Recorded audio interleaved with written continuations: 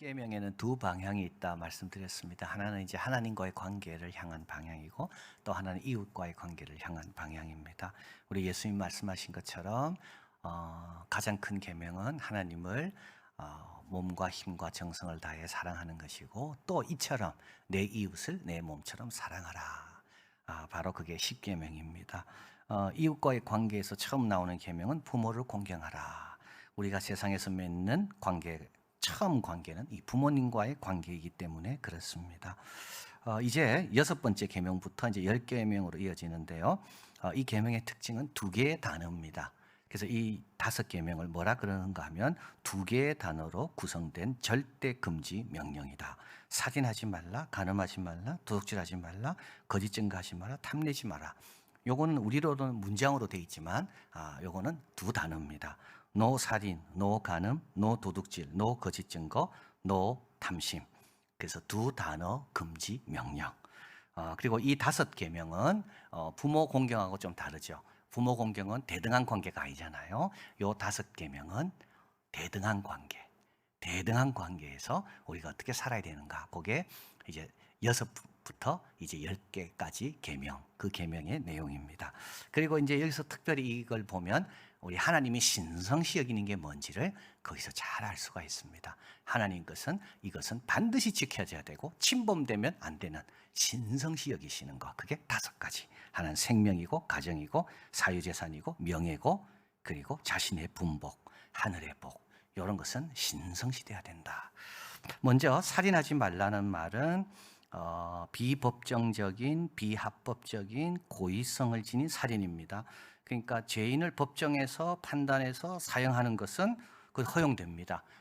그래서 여기서 살인하지 말라 돼 있지만 조금 뒤에 가보면 십계명 뒤에 보면 부모를 저주하는 사람은 돌로 쳐 죽이라 돼 있거든요. 예, 그래서 이 계명을 가지고 우리 기독교인들은 평화주의자다 아닙니다. 예, 평화주의자가 아니고요. 평화를 사랑하지만 그러나 합법적인 절차를 통과한 정의로운 사형 집행 또는 전쟁. 예를 들면 전쟁에서 내가 적을 안 죽이면 무고한 시민이 죽는다 할 때는 어떻게 됩니까? 적을 죽여야 되는 거죠. 레스 이블이라 그러는데요. 그렇게 돼야 되는 겁니다. 그래서 여기서 말하는 살인은 그런 살인을 금하는 게 아니고 가인이 아벨을 죽이는 것 같은 야곱의 2 아들 시므온과 레위가 세겜 남자들을 다 죽이는 것처럼 증오감을 가진 비합법적인 살인, 폭력 행위를 말하는 겁니다. 무고한 자의 피를 흘리게 하는 것, 이걸 금지하십니다. 이 말은 뭐냐? 인간의 생명은 다 신성하다. 어떤 생명도 다 소중하다. 어린이도 나이든 노인도 모든 생명은 다 동일한 가치를 갖는다.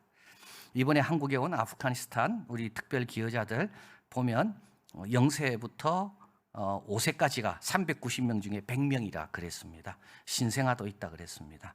어떤 이들은 뭐 이렇게 생각하는지 모르죠. 뭐 신생아까지 올 필요 있는가? 어른이 더 많이 오는 게 중요하죠. 여러분 그거 뭐 모르는 소리입니다. 어른도 신생아가 있었을 때가 있었잖아요. 그렇죠. 어른도 신생아를 거쳐서 어른이 된 거지. 어느 누구도 신생아를 거치지 않는 생명은 없습니다. 노인도 마찬가지입니다. 인간의 가치라는 거는요, 그거는 인간 자체보다는 관계에서 나오는 겁니다. 이 신생아가 중요한 이유는 부모의 생명보다 귀한 자기 때문에 중요한 겁니다. 왜 생명을 소중히 여겨야 됩니까? 하나님 보시기에는 너무나도 중요한 자들이기 때문에 우리는 모두의 생명을 소중히 여기는 겁니다. 부자의 생명, 가난한 자의 생명, 하나님은 하나도 중요하지 않습니다. 우리 하나님은 꺼져가는 등불도 꺼뜨리지 아니하시고 상한 갈 때도 살려내시는, 그래서 하나님과의 관계 속에는 다 소중하고 다 신성한 생명입니다. 우리 모세가 나일강 하수로 던져지잖아요. 여러분 신생 아닙니까? 모세는 3개월 됐으니까. 그 모세가 살았기 때문에 모세 오경도 받고 하나님 말씀도 받고 이스라엘 백성을 구원한 거 아닙니까? 모든 생명은 우리 하나님 안에서 다 소중한 겁니다. 우리 예수님께서 십자가 지신 이유는 뭡니까? 뭐 특정한 사람만을 위해서 십자가 지신 게 아닙니다.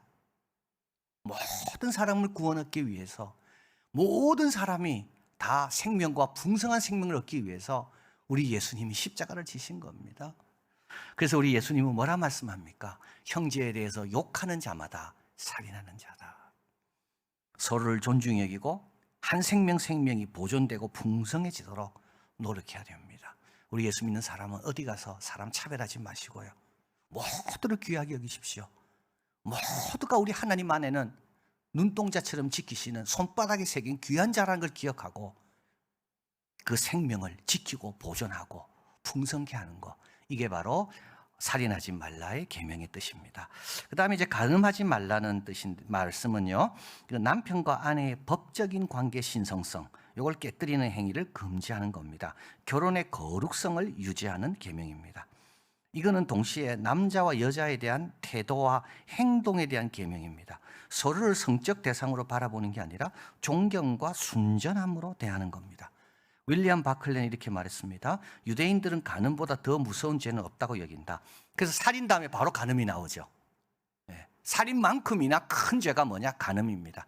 그래서 살인 금지, 다음에 간음 금지입니다. 그런데도 불구하고 간음보다 더 흔한 죄도 없다. 이것이 인간의 역설입니다. 오늘날 특별히 잘못된 성관념, 그래서 자문이 말하는 것처럼 성적인 시험에 넘어가 죽음에 이르는 자가 너무나도 많은 것이 오늘날 현실입니다. 자, 그래서 여러분 간음하지 말라는 이 계명에서 우리가 몇 가지 꼭 기억할 게 있습니다. 하나는 내가 누군지를 알아야 돼요. 내가 누군지를. 고린도전서 3장 16절, 너희가 하나님의 성전인 것과 하나님의 성령이 너희 안에 거하시는 것을 알지 못하느냐.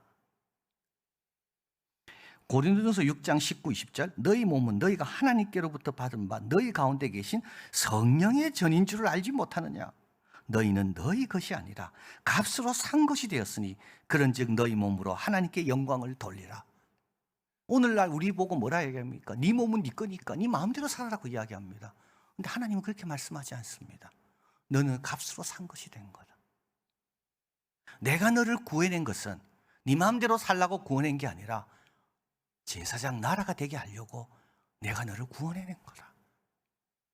여러분, 여기에서 우리가 승리하지 않으면 다 무너지는 겁니다. 값으로 산 것이 되었습니다.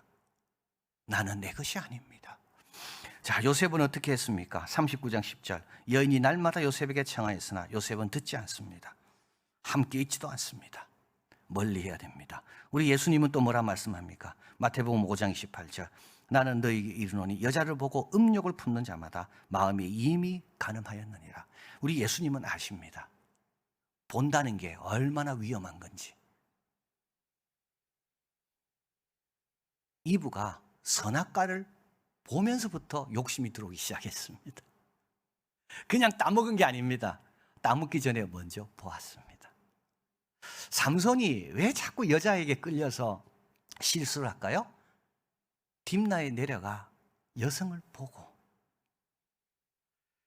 유다가 가난한 사람 수아라는 자의 딸을 보고, 보는 것에 늘 주의해야 되고요. 그리고 또 혹시라도 내 눈에 잘못 뭐가 들어왔다면 그것이 뿌리 내리지 못하도록 빨리빨리 제거해야 됩니다. 그러면 우리 영혼은 깨끗해집니다. 우리 안에 거하시는 성령이 기뻐하십니다. 우리의 관계는 건강해집니다.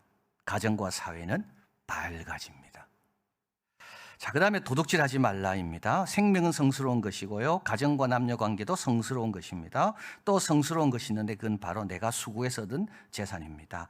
이 도둑질하지 말라는 계명은 사유재산 제도를 인정하는 계명입니다.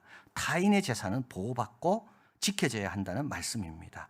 여러분, 우리는 예수 믿는 사람들도 이게 혼돈할 때가 있어요. 사도행전 2장에 보면 모든 성도들이 자기 것이라 하지 않고 재산을 다 갖고 나왔잖아요. 그걸 보면서 야, 기독교는 공산주의와 같다. 정말 이상적인 사회는 공산주의, 자기 것을 주장하지 않고 다 내놓는, 그러나 성경은 사도행전 2장에만 그게 나오지 딴 데는 그거 안 나와요. 사도행전 2장 때는 언제입니까? 갑자기 성도가 늘어난 거예요. 이들은 먹여야 되고 돌봐야 됩니다. 이러기 위해서는 많은 필요한 게 있습니다. 그때 성도들이 하나님께 답 드린 거예요. 그 이후로는 드렸을까요? 드리지 않았습니다. 로마 교회는요, 브리스길라와 아굴라 집에서 시작됐습니다. 골로새 교회는요, 빌레몬의 개인 집에서 모였습니다. 그 집을 교회에 바친 게 아닙니다. 그 집을 가지고 있고 그 집에서 모인 거예요. 아브라함은요, 믿음의 조상 아닙니까? 모든 면에 본이 되죠. 아브라함은 리브가를 얻을 때, 며느리를 얻을 때 약대 10마리를 보냈습니다. 다 자기 겁니다. 이상적인 사회는 어떤 사회냐? 미가서 4장 4절에 나옵니다. 근데 요거 미가서는 우리 여호와의 산에 오르자 이 말씀이 있는 내용입니다. 여호와의 산에 다 오릅니다. 이상적인 사회는 하나님 말씀으로 다 모여오는 곳이고요. 이상적인 사회는 하나님 말씀을 듣고 마음이 다 변하는 겁니다. 그래서 칼을 쳐서 보습을 만듭니다. 창이 없애버리는 겁니다. 그리고 이상적인 사회는 그 다음에 나오는 게 이게 4장 4절입니다. 각 사람이 자기 포도나무 아래, 자기 무화과 나무 아래 앉는 겁니다. 그리고 두려워할 자가 없습니다. 자기 거가 온전하게 보존되는 거, 내가 땀 흘려 수고해서 그것이 억울하게 뺏기지 않는 사회, 그 사회가 이상적인 사회예요. 그 사회가 성경적인 사회예요. 그리고 나서 어떻게 한다고요? 그것으로 하나님께 드리는 겁니다. 성경에 있는 모든 재물은 자기 재산으로 가져온 거지 다 억지로 모아가지고 재물로 바친 것이 없습니다. 자, 그래서 여러분 도적질 하지 마라. 이거는 남의 재산, 남이 땀 흘려 번 것이 그대로 잘 지켜지도록 하라는 그런 뜻입니다. 그 다음에 이제 9째 계명은 거짓 증거하지 말라. 이 말은 법정과 관련돼 있고 증언의 의무입니다. 그 개인의 명예, 권리를 보장해 주는 계명입니다. 가난하고 힘없는 자들의 권리가 보장되도록, 그들 앞에 증언이 필요하다면 용감하게 나서줘라. 이게 9번째 계명입니다. 그리고 명예와 평판을 깎아내리는 행위를 금지하는 겁니다. 여러분, 남의 명예, 남의 평판에서 함부로 말하는 건요, 이 9번째 계명을 다 어기는 겁니다. 거짓 증언하고 있는 거잖아요. 자, 마지막으로 이제 탐내지 마라입니다. 10번째 이 탐내지 마라는 계명은 이제 이 10번째로 인하여 다른 모든 계명들이 새로운 세계에 들어간다고 말합니다. 왜냐하면 그동안 이 4번째까지의 모든 계명은 이거는 외적인 행동에 대해 말씀합니다. 그죠? 그래서 살인, 간음, 도적질, 거짓 증거, 이건 행동이죠. 그런데 이 마지막 탐내지 말라는 것은 이거는 생각에 대한 금지 계명입니다.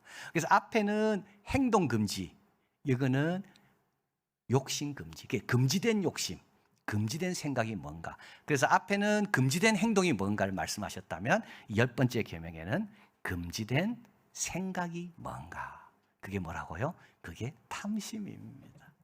근데 여러분 좀 우리 사람들이 이렇게 생각해요. 10계명의 마지막 계명은 대미를 멋지게 장식해야 되는데 왜 이렇게 욕심으로 끝날까? 왜 탐심이라는 걸로 끝날까? 좀 너무 가벼운 것 같거든요. 탐심으로. 많은 감정들은 첫째, 행동 지향성을 가지고 있습니다. 여러분 잘 다스리지 않으면 그 나쁜 욕망에서 뻗어나와 행동으로 이어지게 됩니다. 그래서 처음에 미워하는 마음을 갖고 있다가 욕하다가 나중에는 행동으로 나가는 거죠. 그래서 이걸 잘 다스리지 않으면 이 나쁜 지향성을 가진 감정은 언제 행동으로 이어질지 모릅니다. 그때부터 다스려야 되는 거죠. 또 욕심을 조심해야 되는 이유는 여러분 이런 과도한 욕심, 자신의 하나님이 정해놓은 것을 자꾸 벗어나서 타인에 있는 것까지 침범하려는 이 욕심은 우리의 영혼을 굉장히 힘들게 만듭니다. 하나님의 말씀에 집중하지 못하게 합니다. 그래서 이 잘못된 욕망을 갖고 있는 사람은요, 항상 두 마음을 가진 사람과 같습니다. 요동치는 바다에 떠 있는 배와 같습니다. 그래서 말씀을 항상 듣는데 열매가 없습니다. 왜 없을까요? 항상 이 탐심, 이 잘못된 마음이 그 에너지들을 다 꺾어버리기 때문에. 자, 여러분, 이 탐심이라는 것은 이거는 금지된 욕망이고 주어진 복에 만족하지 못하는 겁니다. 여러분, 이게 탐심이 왜 문제냐 하면 하나님이 주어진 복, 여기에 만족하지 못하는 거고요. 더 무서운 것은 뭔지 아십니까? 영원한 복에 대한 생각이 자꾸 흐려지게 하는 게 탐심입니다. 이게 참 중요한 문제입니다. 자, 여기 오늘 본문에 보면 이웃의 집에 있는 게 나오죠. 아내, 소, 나귀, 남종, 여종, 그죠? 이런 건 갖는 거 문제가 없습니다. 소도 나귀도 가질 수 있고 결혼도 할 수 있고, 그런데 문제는 이게 내 것이 아니라 남의 것이라는 거죠. 자신에게 허락된 분복에 만족하지 못하고 경계를 넘어서 자꾸 뭔가를 더 취하려는 거. 그러다 보니까 어떻게 됩니까? 하늘나라에 대한 관심이 없어지는 거예요. 르네 지라르나는 프랑스의 유명한 사회학자인데, 이 마지막 이 계명, 탐심 금지 계명을 이렇게 설명합니다. 탐심은 타인에 근거하고 있다. 타인이 가지고 있는 것, 타인을 가치 있게 만드는 것, 그걸 타인과 경쟁해서 취하고자 하는데 결국 그거는 두 가지다. 타인을 숭배하면서 자신을 숭배하려는 것. 여러분 지금 남이 갖고 있는 거 갖고 싶은 거 있죠? 그거 지금 그걸 숭배하고 있는 거잖아요. 내가 그걸 숭배 안 하면 내가 왜 갖고 싶겠습니까? 여러분 잘 생각해 보십시오. 내가 그걸 아무것도 아닌 것으로 여기는 이상 나는 그거를 갖고 싶은 마음이 없어집니다. 그런데 남이 갖고 있는 걸 내가 갖고 싶어요. 왜? 내가 그걸 숭배하고 있으니까. 그리고 또 왜 내가 갖고 싶습니까? 나를 숭배하려고요. 그래서 여러분 탐심이 이렇게 무서운 겁니다. 나도 모르게 세상적인 걸 숭배하게 되고요. 나도 모르게 내가 숭배의 대상이 되는 겁니다. 그래서 이 탐심을 가리켜 앞에 있는 모든 9가지 계명을 다 허무는 관문이라고 말하는 거죠. 탐심을 갖는 순간부터 하나님 위에 다른 신을 내 앞에 두게 됩니다. 탐심을 갖는 순간부터요, 이웃의 물건에 대해서 내가 도적하고자 하는 마음이 들게 되는 거고, 탐심을 갖는 순간부터 하나님이 정해놓은 경계선 밖에 과도한 욕심을 취하게 되면서 간음하게 되는 거죠. 사도 베드로는 말씀합니다. 베드로는 3장 15절, 너희 마음에 그리스도를 주로 삼아 거룩하게 해라. 너희 속에 있는 소망에 관한 이유를 묻는 자에게 대답할 걸 항상 예비하라. 우리의 소망이 뭡니까, 여러분? 내가 숭배하는 그걸 좀 더 많이 누리는 게 내 소망입니까? 그건 아직도 내 마음이 그리스도로 거룩하게 된 게 아닙니다. 아브라함의 소망이 뭐였을까요? 아브라함은 부자였지만 장막에 거했거든요. 다른 사람들이 갖고 있는 걸 더 많이 누리고 싶었던 게 아브라함이었습니까? 그럼 믿음의 조상이 될 수가 없었습니다. 너희 속에 있는 소망이 뭐냐? 여러분, 이게 탐심과 늘 맞물려 있는 질문입니다. 또 시편 26편 2절, 여호와여 나를 살피사 시험하사 내 뜻과 내 마음을 단련하소서. 뭘 단련해야 됩니까? 우리에게 필요한 마음의 어떤 부분에 단련이 필요합니까? 이거는 근육이 강해져야 되는 겁니다. 약한 근육이 아니라 강한 근육, 자족의 근육입니다. 자족의 근육입니다. 지금까지 이렇게 잘 살고, 지금까지 평안하고, 지금까지 하나님 주신 은총 가운데 내가 살았음을 자족하는 자, 이 근육이 강해져야 됩니다. 그래서 남이 나보다 잘된 걸 봐도 이 근육이 있기 때문에 흔들림이 없는 거죠. 자, 그리고 우리 예수님 말씀합니다. 누가복음 12장 15절, 저에게 이르시되 삼가 모든 탐심을 물리쳐라. 사람의 생명이 그 소유에 넉넉한 데 있지 아니하니라. 예수 그리스도의 이름으로 탐심을 쫓아내는 겁니다. 탐심이 들게 되어 있습니다. 이 세상 속에 살고 모두와 관계되어 있기 때문에 이 사람 만나면 갑자기 탐심이 생길 때가 있거든요. 이때 방치하지 말고 쫓아내라는 거예요. 그럼 어떻게 된다고요? 쫓겨납니다. 예수 그리스도의 이름으로 쫓아내니까요. 십계명은 우리를 위해 주신 계명입니다. 하나님은 십계명만 주신 게 아니고요, 약속도 주시고 감당할 힘도 함께 주고 계십니다. 주님 주신 힘으로 십계명 잘 지켜서 우리 주님과의 관계 늘 풍성하시고 우리에게 맡긴 사명, 보석 제사장, 거룩한 나라가 되는 그와 같은 복된 삶을 사는 우리가 되기를 바랍니다.